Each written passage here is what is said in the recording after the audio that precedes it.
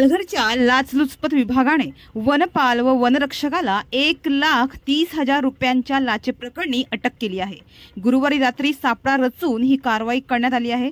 पालघरच्या लाचलुचपत विभागाने वन विभागाच्या गोखिवरे रेंज नाका येथील वाघराड बीट परिमंडळ कार्यालयातील वनपाल व वनरक्षकाला 1,30,000 रुपयांच्या लाचेप्रकरणी गुरुवारी रात्री सापळा रचून अटक केली आहे। वनरक्षक पन्नालाल बेलदार वय वर्षे 35 आणि वनपाल पंकज सनेर वय वर्षे 45 या दोघांविरुद्ध वसईच्या वालीव पोलीस ठाण्यात गुन्हा दाखल झाला आहे। माहितीनुसार तक्रारदार यांच्या मालकीची मुंबई अहमदाबाद महामार्गावर समांतर चाळ आहे।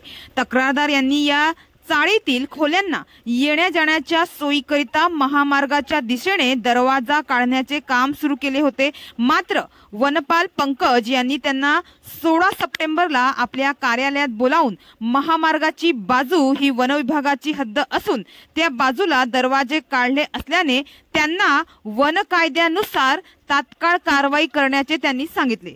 मात्र तक्रारदाराने कारवाई न करण्याची विनंती केली। त्यानंतर वनपाल पंकज व वनरक्षक पन्नालाल या दोघांनी प्रत्येक खोलीमागे 80,000 रुपये असे 3 खोल्यांसाठी लाचेची मागणी केली। मात्र तक्रारदाराने कारवाई टाळण्यासाठी नाइलाजाने मागणी केलेल्या रकमेपैकी 90,000 रुपये 16 सप्टेंबरला दिले। मात्र उर्वरित पैशांसाठी त्यांनी तगादा केल्यावर तक्रारदाराने गुरुवारी पालघरच्या लाचलुचपत विभागात तक्रार केली। या तक्रारीच्या अनुषंगाने लाचलुचपत विभागाने सापळा रचून वनरक्षक पन्नालाल यांना 40,000 रुपये स्वीकारताना जागेवरच रंगेहात पकडले। त्यानंतर वनपाल पंकज सनेर यांनाही अटक करण्यात आली।